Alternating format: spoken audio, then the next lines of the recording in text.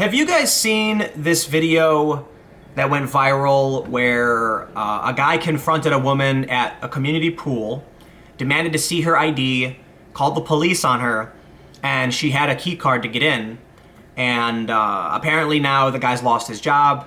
They say he's racist and all that stuff. Well, first let's look at the story, because this from WXII12. It's got 96,000 shares. This is a really viral story. Man who confronted woman at pool apologizes. I express my sincere regret for the actions I took that day. Now this is stemming from this video. She actually uploaded them twice, I guess.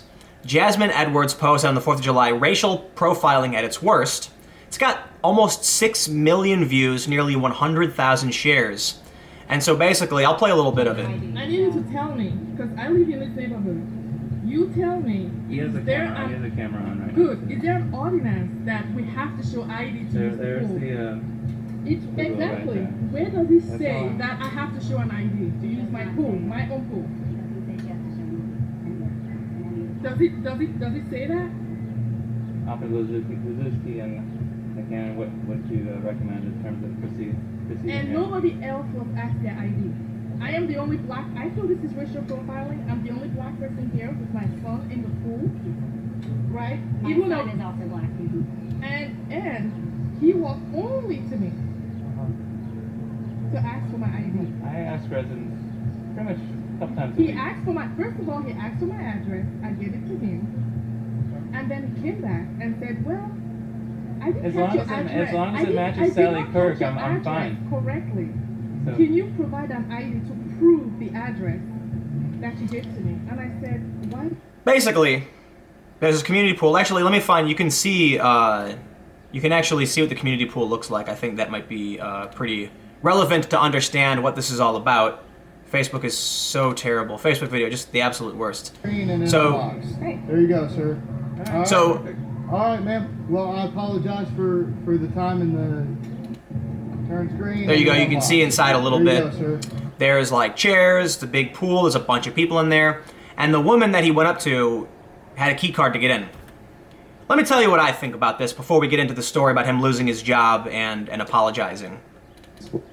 Do I think the guy is racist? Honestly, I don't know. Maybe, but I don't think this incident is enough evidence for me to say the guy is racist. I don't think so. The guy said in the video he asks residents a couple times per week to prove they live there. I don't know if I believe that, but at the same time, I don't have evidence to contradict this man. Now, what I do take issue with is that if he did ask a white woman for her ID or something like that, this wouldn't be considered a racist incident, obviously, because it's a white woman. But just because the woman is black, now she says it's racial profiling. But what's the evidence to believe that? Simply because he asked her and no one else? Maybe he's never seen her before. I think that's more likely to be the case.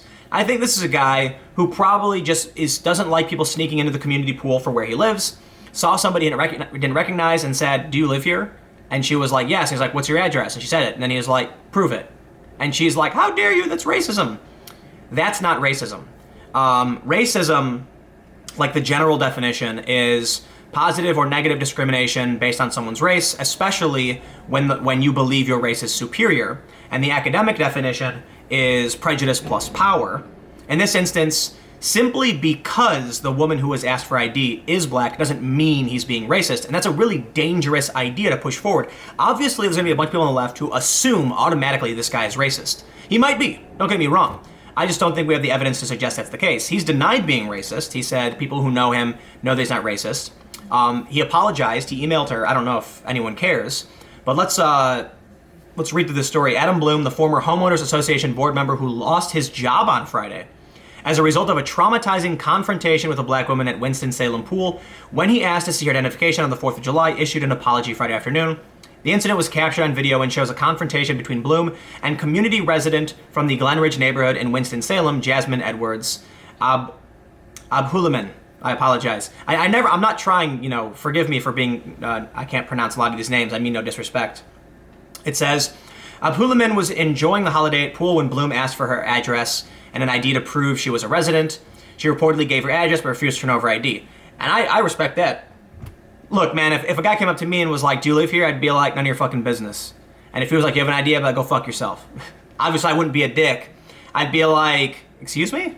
I was like, yeah, it's none of your business, you know, carry on. So I think, obviously, this dude's in the wrong. But you know, there is a conundrum. I feel like there's so many incidents where you have no proof that this is racist, or that certain, you know, sometimes it's like, oh, this is sexist or something. I mean, look at the video I did yesterday on Evan Rachel Bloom, where she's complaining about all these white, you know, financiers refusing to fund her movie, and it's like, dude, you don't know that the reason they're not picking up your film is because they're white men. That's absurd. You don't know if this is sexism. Look, if this guy went to this woman and made a racial slur and said you shouldn't be here, like, yeah, then you know for sure. But it's dangerous when we're just making assumptions that this guy is being racist, or the people who won't finance Evan Rachel Wood's film are being sexist. We don't know that. There's like a scientific problem when it comes to issues of social justice, and that is, first of all, you need hard evidence to prove a statement, to prove a statement, and you need controls to prove if something is factually true. I often wonder how someone is so sure that something is or is not sexist if they literally can't perceive an incident from the perspective of somebody else or from a different race or gender. So think about it this way. If a man is always rejected when he's pitching his movies, that's not sexism. If a woman is always rejected when pitching her movies, people will probably cry sexism. So there's a control there. Well, you often have women, like there was an interview that Vice News did with Alexandria Ocasio-Cortez, and they said, did you experience sexism in the campaign? She's like, of course I did. And I have to wonder, first of all, do I believe that she's experienced sexism? Yeah, of course, absolutely. I bet she's experienced racism too, because she's a Latina female. However, in a lot of incidents, I'd have to wonder if she perceived it as being sexist when it wasn't, or racist when it wasn't, because she has never been a white man. So she doesn't know what the same scenario would be like if she was a white man.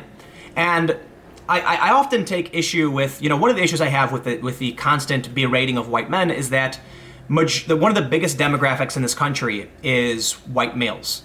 So yes, you're going to see a lot of white males in positions of power and authority. That doesn't mean that they're all racist and selecting for each other. It just means that they're the biggest demographic, so you're going to see more of them. And it doesn't explain a lot of the stats, but it is what it is. So the point I'm trying to make basically is, when I get rejected, when I go for like an audition, like I've applied for jobs, I've pitched movies and books, and they say no dice, I don't immediately go like, damn it, these people hate mixed race people. That proves it. It's the only thing I go, I should figure out what I should do next to improve the likelihood that they pick up my book. I can only make a few assumptions. And I've never assumed racism. I've experienced racism, don't get me wrong, like my family's home has been vandalized. I've had people say disparaging things to me. But when I fail, I don't blame anyone else other than myself. I try to figure out how I can push forward. I get concerned when I hear these stories because unless the dude was deliberately racist, it could just be that there's a woman he did not recognize and wanted ID from her. We have to be careful about this. Anyway, the woman said, where does it say that I have to show ID to use a pool? It probably doesn't. It's probably just a local resident who's flexing his muscles and trying to, you know, think he has some authority. Not only that, but look at this guy. Like when you look at the video of the guy, he's just like your run-of-the-mill, middle-aged looking fella. And, you know, my immediate assumption on this guy is going to be, you know, he's somebody who's probably like middle management, or who knows what he does. I think they mentioned his job, and he actually might be a little bit high up. But he's a guy who likes to, you know, push buttons and be in a position of authority. My assumption is he walked in the pool and said, I don't know who that is. She better prove she lives here. And that's it. I really don't think the guy was being racist. Lawyers for both parties sent statements to WXII 12 News on Friday.